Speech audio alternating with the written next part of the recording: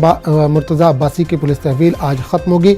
ज़राए के मुताबिक मुर्तज़ा पर UAPA लगाने की तैयारी है। खबर ज़िमनी इंतख़ाबात से जुड़ी है। 1 लोकसभा और 4 असेंबली सीटों पर होने वाले ज़िमनी इंतख़ाबात के लिए वोटों की गिनती जारी है। रुझानात के बाद दोपहर तक उम्मीदवारों की जीत और शिकस्त के हवाले से तस्वीर वाज़ेह हो पाएगी। इन नशिस्तों पर 12 अप्रैल को वोटिंग हुई थी। खबर रूस यूक्रेन जंग से जुड़ी है। यूक्रेन को हथियार फराहम कराने वाले ममालिक को रूस ने गैर मुतवक्किल नताइज की धमकी दी है। मारियुपोल में घमासान का रण जारी है। ये और इसके अलावा दीगर खबरें शामिल रहेंगी आज की ताज़ा खबर में। देखते रहिए आज की ताज़ा खबर।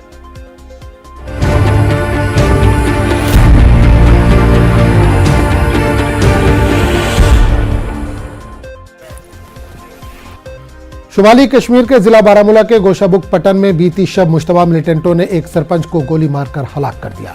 मिलिटेंटों ने जुमे की शाम को नमाज मगरिब के बाद गोशाबुक पटन में सरपंच मंजूर अहमद बंगरू पर नजदीक से गोलियां चलाई, जिसके बाद वो शदीद तौर पर जख्मी हो गए। जख्मी सरपंच को फौरी तौर पर नजदीकी अस्पताल ले जाया गया, जहां डॉक्टरों ने उन्हें मुर्दा करार दिया। वाक़े के फौरन बाद सिक्योरिटी फोर्सेज ने इलाके को मुहासरे में लेकर तलाशी ऑपरेशन शुरू किया, ताहम हमलावर फरार होने में कामयाब हो गया। उधर सरपंच मंजूर अहमद बंगरू की हलाकत पर लेफ्टिनेंट गवर्नर मनोज सिन्हा और दीगर मुख्तलिफ सियासी जमातों के लीडरान ने अफसोस का इजहार किया है।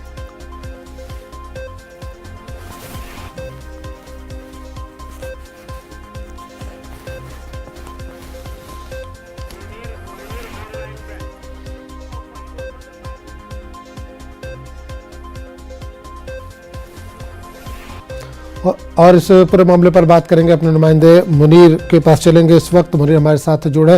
मुनीर, खबर आ रही है शुमाली कश्मीर के गोशाबुक पटन से, जहां एक मिलिटेंटों ने सरपंच को गोली मार दी है। क्या ताज़ा इतलात है, अभी किस तरह के हालात है इलाके में? देखिए आज़म, अगर हम बात करें कि गुज़श्ता जो बीती शब में ये वाक़ा पेश आया है और अभी यहाँ पे खौफ हिरास पाया जा रहा है लोगों में, और इस वक्त हम मौजूद है वहाँ गोशाबुक में और लोग यहाँ पे आ रहे हैं ताज़ियत पुरसी के लिए। और अगर हम बात करें, जब यहाँ के मुकामी लोगों से हमने बात की, कल दोपहर के बाद जो मंजूर अहमद है ये घर से बाहर निकले हैं और करीबी उनके जो सेब का बागात है और वहाँ पे, क्योंकि गुज़श्ता रोज से यहाँ पे पटन इलाके में जो जालाबारी हुई थी उस सिलसिले में जो बागात में नुकसान हुआ उसी को देखने की गर्ज से वो अपने बाग में गए थे। तो उसके बाद शाम देर बाद ये वापस नहीं लौटे थे और उसके बाद वहाँ पे घर वालों ने जब तलाश शुरू की और फिर लोगों ने वहाँ पे उसके अपने जो नजदीकी बाग है वहाँ पे गोलियों से छलनी लाश उसकी मिली थी और उसके बाद वहाँ पे कोहराम मच गया था। और उसके फौरन बाद यहाँ पे सिक्योरिटी फोर्सेज ने यहाँ पे पूरे इलाके को मुहासरे में रखा और अभी भी वो तलाशी कार्रवाइयाँ जो है उस सिलसिले में। हमला किसने किया था, कितनी तादाद थी? बताया जा रहा बहुत नजदीक से गोलियां मारी गई हैं, तो क्या इस ताल्लुक से पुलिस का कुछ कहना है, कोई जानकारी मिल पा रही है? अभी उस बारे में पुलिस का कोई ये प्रेस रिलीज सामने नहीं आया है कि कितने लोगों ने मारा है। ताहम ये जराये से हमें पता चला है कि उसमें कुछ यहाँ इस इलाके से कुछ गिरफ्तारियां हुई हैं और उस सिलसिले में जो ही कुछ पुलिस की तरफ से बयान आ जाएगा तो वो हम अपने नाज़रीन को बताएंगे। तो यहाँ पे अगर हम इस वाक़े की बात करेंगे, इस अप्रैल के महीने में जिस तरह गुज़श्ता 1.5 माह से 4 मुख्तलिफ जगहों पे ऐसे वाक़ात रूनुमा हुए हैं और अप्रैल के महीने में जो नुमाइंदे हैं, सरपंच या पंच हो, और उस अप्रैल के महीने में ये अपनी नवीयत का पहला वाक़ा है और गुज़श्ता 1.5 माह से ये चौथा वाक़ा है जिस तरह से हम देख रहे हैं कि पंच सरपंच पे जो पंचायती नुमाइंदे हैं उन पे जो हमले हो रहे हैं मिलिटेंट की तरफ से। और इसी तरह यहाँ पटन में भी ये वाक़या अपनी नवीयत का पहला वाक़ा पेश आया है और इस सिलसिले अगर देखा जाए तो खौफ हिरास पाया जा रहा है, लोग सहमे हुए हैं, डरे हुए हैं और अब लोग ये भी कह रहे हैं कि जो भी इसमें मुलव्वस हैं उनको कहते किरदार तक पहुंचाना जाए। बिल्कुल मुनीर, पंच हो या सरपंच हो, इन पर हमले लगातार हमने देखा है कि जारी हैं और हुकूमत की तरफ से ये भी कहा गया कि सिक्योरिटी इनको जो भी मुनासिब होगी वो फराहम की जाएगी। तो क्या सरपंचों या पंचों, ये इसकी बात नहीं करें, ओवरऑल की बात करें, क्या पंचों सरपंचों को कुछ सिक्योरिटी वगैरह मुहैया कराई गई है? देखिए आज़म, ये एक बड़ा सवाल है क्योंकि कल भी बहुत सारे लोगों ने इससे सवाल उठाए हैं कि जो सिक्योरिटी होनी चाहिए थे उस तरीके से इनके पास सिक्योरिटी नहीं है और जिस तरह का इनकी बात भी कह रहे हैं कि इनके पास भी कोई सिक्योरिटी नहीं थी और इससे पहले होती थी मगर फिर बाद में वो वापस ली गई थी। और यहाँ पे ये सवाल बड़ा है कि जो भी पंचायती नुमाइंदे हैं उनकी जो हिफाजत के लिए सरकार को इक़दाम उठाने चाहिए उनके सिक्योरिटी के हवाले से और उनके तहफ़्फ़ुज़ के हवाले से, जो ये एक बड़ा सवाल है और ये जरूरी है कि ताकि इनकी जान बच सके। एक आखिरी सवाल मुनीर, की तदफीन वगैरह कब होगी, इस ताल्लुक से कुछ जानकारी मिल पा रही है घर वालों की तरफ से? उसकी रात की गुज़श्ता रात ही रात के 12 बजे हुई उसकी तजवीज़ तदफीन हुई है। अच्छा, हो गई तदफीन यहाँ तजवीज़ तदफीन हो गई है और अभी यहाँ पे ताज़ियतपुर के लोग जो है काफी तादाद में आ रहे हैं यहाँ पे ताज़ियत के लिए। तो अभी पुलिस जो है उस सिलसिले में वो तफ्तीश कर रही है, जो भी उनकी तरफ से कोई बयान सामने आ जाएगा तो हम उस सिलसिले में हम अपने नाज़रीन को मुतल्लक करेंगे। चलिए, बहुत बहुत शुक्रिया मुनीर इस तमाम जानकारी के लिए। आगे बढ़ेंगे। आज हनुमान जयंती है। हनुमान भक्त मंदिरों में पूजा पाठ का एहतमाम करें। इस मौके पर मुल्क के तोलो अर्ज में प्रोग्रामों का इनेकाद किया जा रहा है। रामनवमी के मौके पर मुल्क में कुछ मुकामात पर हुए तशद्दुद के बाद इंतजामिया अलर्ट है। मध्य प्रदेश की राजधानी भोपाल में ड्रोन से मॉनिटरिंग की जा रही है, जबकि इंदौर में रैपिड एक्शन फोर्स और पुलिस ने फ्लैग मार्च किया। त्यौहार के मौके पर कोई नाखुशगवार वाकया रोनुमा न हो और अमन कायम रहे, सिक्योरिटी एहलकार ये यकीनी बनाने की कोशिश कर रहे हैं। सिक्योरिटी के माकूल बंदोबस्त किए गए हैं। बीजेपी का कहना है कि भोपाल में रिवायती अंदाज में जुलूस निकाले जाएंगे। ख्याल है कि रामनवमी के दौरान राजस्थान के करौली और मध्य प्रदेश के खरगोन में तशद्दुद फूट पड़ा था। खरगोन में आज भी कर्फ्यू में 2 घंटे की ढील दी गई है। यहाँ हनुमान जयंती के मौके पर प्रोग्राम का इनेकाद नहीं होगा। हाल तशद्दुद के वाकयात के बाद मध्य प्रदेश में इंतजामिया मुस्तैद है।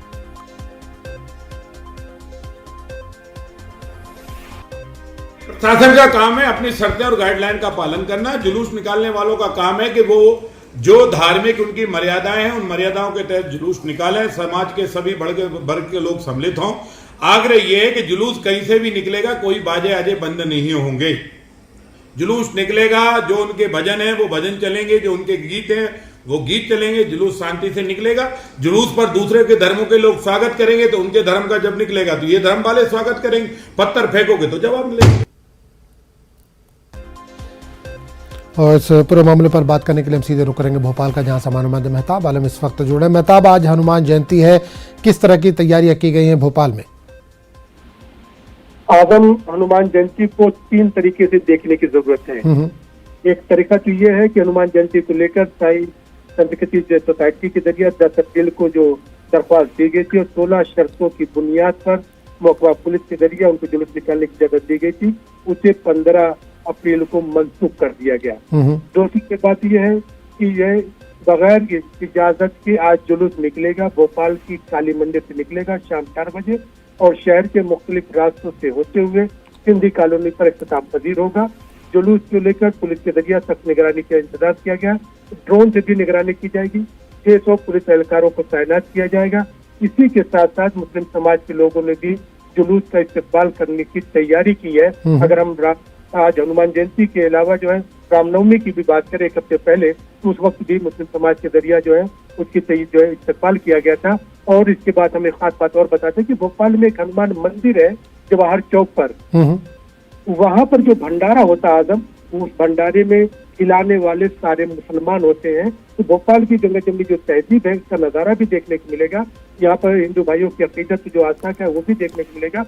बस जरूरत यहाँ पर इस बात की है, पुलिस के जरिए जो बार बार अपील की गई है, समाज तंजीमों के जरिए अपील की गई है कि सब तहमुल से काम लें और सब लोग एक दूसरे के जज्बात का एहतराम करते हुए त्योहार को मनाएं। आजम, बिल्कुल, ये भी खबर है कि कई जगहों पर रैपिड एक्शन फोर्स और पुलिस ने फ्लैग मार्च भी किया है। हालात को पुरअमन बनाए रखने के लिए लोगों से अपील भी की जा रही है लगातार। आजम, ये जो है क्योंकि क्या जैसे मैंने बताया कि जो है साईं बाबा संत सोसाइटी के जरिए जो एप्लीकेशन दी गई थी 10 अप्रैल को, उसको 15 अप्रैल को मनसूख कर दिया गया और वहां पर बगैर अब इजाजत के जुलूस निकलेगा। तो ये उम्मीद है क्योंकि जुलूस पुराने शहर से निकलेगा और उसमें भारतीय जनता पार्टी के एमएलए रामविजय शर्मा का जो बयान है कि जुलूस जिस रास्ते से भी जाना होगा वो जाएगा और उसको जो भी गाने पसंद है वो गाने बजाए जाएंगे। हालांकि अगर पहले की शर्तों को आप देखें तो 16 शर्तों की बुनियाद पर दिया गया था, ये इजाजत दी गई थी और एक कहा गया था कि कोई इश्तियाल अंगेज गीत और गाना नहीं बजाया जाएगा। तो वहाँ पे हो सकता है कि पुलिस ने एहतियात के तौर पर कल शाम से ही जो है उस पेट्रोलिंग शुरू कर दी, अपनी गश्त बढ़ा दी है ताकि इस तरह का कोई जो है वाकया पेश ना हो, पुरअमन तरीके से तमाम काम हो जाए।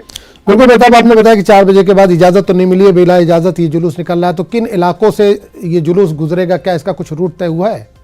आजम, ये जुलूस जो है पुराने भोपाल की काली मंदिर से शुरू होगा और बैंड मास्टर चौराहा, बुधवारा, इतवारा होते हुए आजाद मार्केट होते हुए ये सिंधी कॉलोनी पर इख्तिताम पजीर होगा। लेकिन उसी बीच में एक रास्ता इस्लामपुरा का है कि वहाँ पर लेके जो है जुलूस को ले जाने की की बात की जा रही है, क्योंकि जुलूस वहाँ पर वो जो बस्ती है पूरी मुसलमानों की बस्ती है और वहाँ पर जो है पुलिस ने सख्त पहरा लगा रखा है। चलिए मेहताब, बहुत बहुत शुक्रिया इस तमाम जानकारी के लिए।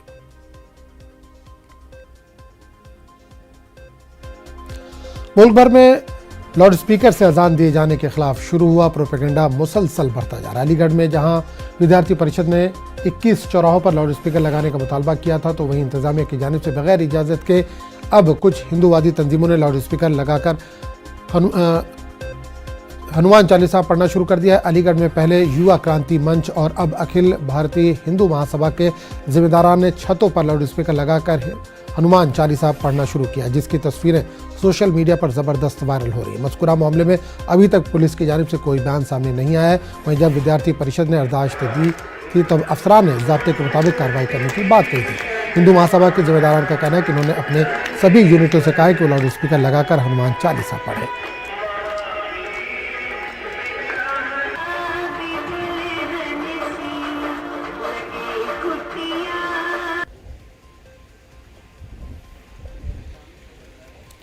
और इस पूरे मामले पर बात करने के लिए हम सीधे रुख करेंगे अलीगढ़ का, जहां से हमारे नुमाइंदे कामरान इस वक्त जुड़ रहे हैं।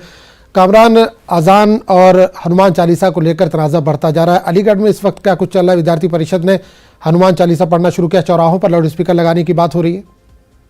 जी आजम, बिल्कुल ये बात सही है कि ये जो तनाज़ा शुरू हुआ कुछ दिन पहले वो मुसलसल बढ़ता जा रहा है। जहाँ पहले विद्यार्थी परिषद ने 21 चौराहों पर लाउड स्पीकर लगाने की बात कही थी और उसके लिए बाकायदा इंतजामिया से इजाजत तलब की थी, मगर इंतजामिया की जानिब से अभी तक कोई भी इजाजत नहीं दी गई। उसके बरअक्स अब कुछ हिंदूवादी तंजीमों ने बगैर इजाजत के अपने इलाकों के अंदर इस तरह के लाउड स्पीकर लगाकर हनुमान चालीसा का पाठ करना शुरू कर दिया है। तो कहीं ना कहीं प्रशासन को इसके ऊपर नजर रखने की जरूरत है।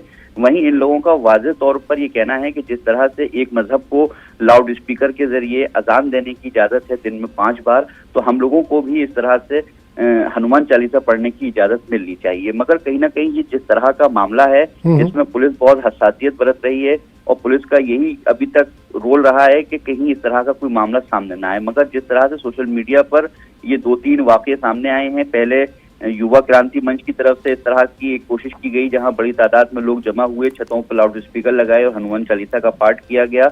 वहीं अब हिंदू महासभा के जरिए बाकायदा ये ऐलान किया गया है अपनी तमाम यूनिटों को कि वो अपने अपने इलाकों के अंदर इस तरह के लाउड स्पीकर लगाएं और वहां पर हनुमान चालीसा का पाठ करें। तो ये एक तरह का माहौल बनाने की कोशिश की जा रही है, एक मैसेज क्रिएट यहाँ से किया जा रहा है कि भाई अब आपको इसी रविश के ऊपर काम करना है और आपको किसी भी हालत में अजान के खिलाफ मुत्तहिद होना है। तो ये एक मैसेज देने की कोशिश हिंदू महासभा ने अलीगढ़ से की है। अब देखना यह है कि इसके ऊपर इंतजामिया किस तरह का एक्शन लेती है, क्योंकि जिस तरह से पहले इजाजतें मांगी गई, वहीं विद्यार्थी परिषद ने जो 21 चौराहों पर इजाजत मांगी थी उनका भी वक्त आ गया है। उन्होंने उसी दिन ये ऐलान किया था कि अगर हमें इजाजत नहीं मिलती है तो हम मंगल के रोज यानी कि आज से 2-3 दिन के बाद वो लोग भी उन चौराहों पर इसी तरह का मुहिम चलाएंगे और अवामी लोगों से ताउन हासिल करेंगे। बिल्कुल कामरान, जिस तरह से हनुमान चालीसा पढ़ने की बात हो रही है, तो क्या जिस तरह से महाराष्ट्र में भी हमने देखा जब अजान हो रही थी उसी वक्त उन्होंने हनुमान चालीसा पढ़ना शुरू किया, तो क्या इसी तरह का कुछ अलीगढ़ में भी देखने को मिल रहा है या किसी वक्त भी हनुमान चालीसा का पाठ चल रहा है? नहीं, अभी फिलहाल तो ये कुछ मखसूस वक्त पे नहीं चल रहा। अभी तो सिर्फ ये एक तरह का मैसेज देने की कोशिश है। अजान पर के जो औकात हैं उसके वक्त में इस तरह का कोई अभी कहीं कोई मामला सामने नहीं आया, मगर जो 2-3 ये कोशिशें हुई हैं वो अपने अपने अलग अलग वक्त पर हुई हैं, इससे अजान का कोई ताल्लुक नहीं है। मगर कहीं ना कहीं उनकी कोशिश यही है कि जब एक समुदाय को 5 वक्त की अजान के लिए लाउड स्पीकर का इस्तेमाल हो सकता है तो फिर हम लोग हनुमान चालीसा के लिए इस्तेमाल क्यों नहीं कर सकते। तो ये एक मैसेज है पूरे उनका। हिंदू महासभा से जब हमारी बात हुई तो उन्होंने यही कहा था कि हम लोगों को अजान से दुश्वारी होती है, उसकी आवाज से हमारे बच्चे डिस्टर्ब होते हैं। जब संविधान इनको इजाजत दे सकता है तो संविधान हमें इजाजत क्यों नहीं देता। तो कहीं ना कहीं यही एक उनका पूरा मोटिव है कि वो अजान के खिलाफ एक प्रोपेगेंडा जो शुरू से चला आ रहा है उसके खिलाफ एक माहौल बनाएं और इस माहौल को बनाने में अब कहीं ना कहीं हिंदूवादी तंजीमें कामयाब होती नजर आ रही हैं और लोग उनके साथ जुड़ भी रहे हैं और मुत्तहिद भी हो रहे हैं। चलिए, बहुत बहुत शुक्रिया कामरान इस तमाम जानकारी के लिए। बॉय के नए अवतार में राज ठाकरे महाराष्ट्र की सियासत में हलचल मचा रहे। मस्जिदों से लाउड स्पीकर हटाने के मुद्दे पर मुंबई और थाने में लहरें उठाने के बाद राज ठाकरे आज हनुमान जयंती के मौके पर पुणे में महाआरती करेंगे। शाम 6 बजे होने वाली आरती में बड़ी तादाद में एमएनएस लीडर और कारकुनान शिरकत करेंगे। एमएनएस की जानिब से महाआरती का पोस्टर जारी किया गया। ख्याल रहे कि राज ठाकरे ने मस्जिदों से लाउड स्पीकर हटाने के लिए 3 मई तक का अल्टीमेटम रियासती हुकूमत को दिया है। महाराष्ट्र में पोस्टर वार शिद्दत इख्तियार करते जा रही है। एमएनएस ने सामना दफ्तर के सामने पोस्टर लगाए। पोस्टर संजय राउत के खिलाफ लगाए गए हैं। ख्याल है कि गुज़िश्ता दिनों संजय राउत ने राज ठाकरे को महाराष्ट्र का ओवैसी कहा था, जिस पर एमएनएस कारकुनान बरहम है। एमएनएस ने लाउड स्पीकर पर हो रही सियासत पर वज़ीर दाखिला अमित शाह को एक खत भी लिखा है। खत में पार्टी ने लाउड स्पीकर के हवाले से सुप्रीम कोर्ट के दिए गए फैसले को नाफिज करने का मुतालबा किया है। और इस पूरे मामले पर बात करेंगे, हमारे नुमाइंदे वसीम इस वक्त सीधे तौर पर जुड़े हैं। वसीम, इस वक्त बड़ी खबर आ रही है राज ठाकरे के ताल्लुक से, आज वो महाआरती करने वाले हैं, पोस्टर भी जारी किया गया है, क्या डिटेल है आपके पास? देखिए, जिस तरह से आज का जो दिन है महाराष्ट्र की सियासत पे काफ़ी अहम दिन है। एक तरफ विपक्ष है, दूसरी तरफ सत्ता के अंदर बैठी महाराष्ट्र में शिवसेना है जिसके मुख्यमंत्री उद्धव ठाकरे हैं, और दूसरी तरफ राज ठाकरे की मन से पार्टी है जो साफ तौर पे ऐलान कर चुकी है कि हनुमान जयंती के अवसर पर वो बड़ी आरती करेंगे और 3 तारीख का वक्त दिया गया। अगर 3 तारीख तक अगर किसी भी तरीके से मस्जिदों से लाउड स्पीकर नहीं हटाए जाते हैं तो वो हटाएंगे, इस तरह की चेतावनी दी है। जहाँ तक मनसे की बात करें तो राज ठाकरे ने जो पोस्टर रिलीज़ किया है, उस पोस्टर में साफ तौर पे उन्होंने भगवे रंग में नचते हुए नजर आए। एक शॉल पहनी है जिसमें वो भगवे रंग की है और ये बताने की कोशिश की है कि मनसे अब किस तरह से हिंदुत्व के मुद्दे को लेकर आगे बढ़ रही है। जिस तरह से महाराष्ट्र सरकार की भूमिका है, उन्होंने अपनी साफ कर दी है कि कोई भी कानून को हाथ में लेता है तो उस पर कड़ी कार्रवाई की जाएगी। तो नासिक के एक कार्यकर्ता ने मनसे के एक पत्र लिखा है अमित शाह जी को और उनको साफ तौर पे इसे हटाने की मांग की गई लाउड स्पीकर को। इसकी एक वजह उन्होंने इसमें साफ तौर पे दी कि 2005 में जिस तरह से कोर्ट का निर्णय आया था उसके बाद इस पर अमल नहीं किया गया, इस बात का उल्लेख किया गया और महाराष्ट्र सरकार इस पर कहीं ना कहीं अनदेखी कर रही है। आज जिस तरह से पूरा माहौल बनाने की कोशिश की गई, थाना और मुंबई यहाँ पे दोपहर में 12 साढ़े 12 बजे एक महाआरती का आयोजन किया गया है मनसे की तरफ से और शाम करीब 6 बजे सारे लोग पूना के मारुति मंदिर में जमा होंगे, जिसमें मनसे कई कार्यकर्ता होंगे, कई नेता होंगे। तो एक ताकत के तौर पर, प्रदर्शन करने के तौर पर यहाँ देखा जा रहा है कि राज ठाकरे अपनी ताकत बताने की कोशिश कर रहे हैं और ये जताने की कोशिश कर रहे हैं कि जो भी अल्टीमेटम दिया है, अगर उस अल्टीमेटम को सरकार अनदेखी करती है तो मन से अपने स्टाइल में अपना ये भूमिका ले सकती है। तो एक कहीं ना कहीं आज का दिन महाराष्ट्र की सियासत में काफ़ी अहम दिन है। पुलिस पूरी तरीके से अलर्ट नज़र आ रही है और साफ तौर पे ये बताने की कोशिश करें कि अगर किसी भी तरह के कोई कानून का उल्लंघन करता है तो उस पर ज़रूर कार्रवाई की जाएगी। बिल्कुल वसीम, बीएमसी चुनाव सर पर है, क्या राज ठाकरे इसी वजह से एक नए अवतार में नजर आ रहे हैं? देखिए, जिस तरह से बीएमसी के जो चुनाव है उसे लेकर सभी पार्टियां हरकत में आ गई। साफ तौर पे मनसे चाहती है कि जो उनके सिंबल है इंजन, उसमें किसी न किसी तरीके से गति मिल जाए। यही वजह है कि बीजेपी के करीब जाने की कोशिश करते हैं और बीजेपी जिस तरह से हिंदुत्व के मुद्दे पे लगातार अपनी भूमिका रखते आई है, खास करके देखा गया उनके साथ जो नॉर्थ साइड के उत्तर भारत के जो लोग हैं वो जुड़े रहते हैं और मनसे कहीं ना कहीं इनसे नाराज़गी है उत्तर भारतीयों को। तो अब कोशिश ये की जा रही है कि हिंदुत्व के मुद्दे को पकड़ा जाए और इन सब को अपने साथ लाया जाए और आने वाले जो महानगर पालिका चुनाव है उस चुनाव में मनसे की क्या भूमिका होगी ये बीजेपी की नज़र बनी हुई है। इस मुद्दे से अगर मुंबई महानगर पालिका में मनसे को फ़ायदा होता है, अगर उसके कॉरपोरेटर चुन के आते हैं तो इसका महाराष्ट्र की राजनीति में एक अलग असर देखने को मिल सकता है। विधानसभा आने वाले चुनाव जब भी होंगे हो सकता है कि एक नया समीकरण देखने मिले बीजेपी और मनसे का, क्योंकि शिवसेना ने साफ तौर पे बीजेपी का साथ छोड़ दिया और ये बताने की कोशिश की कि पिछले 25 सालों से किस तरह से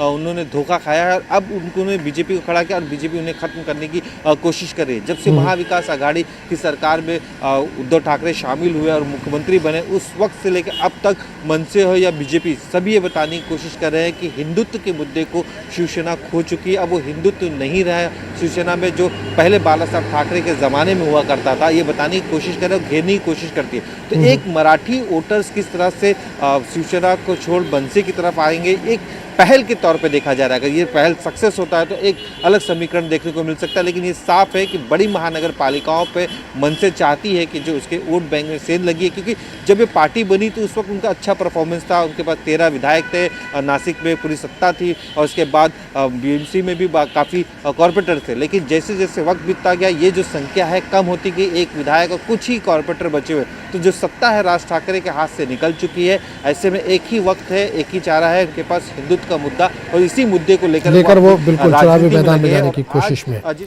चलिए, बहुत बहुत शुक्रिया वसीम इस तमाम जानकारी के लिए।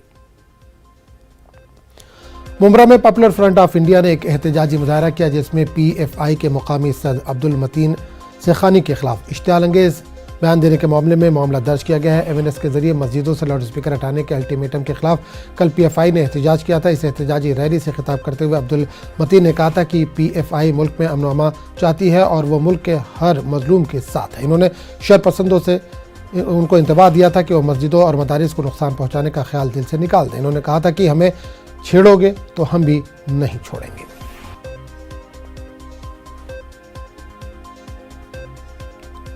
इस बुलेटिन में फिलहाल इतना ही। अगले बुलेटिन में आपसे फिर मुलाकात होगी, तब तक के लिए इजाजत दीजिए।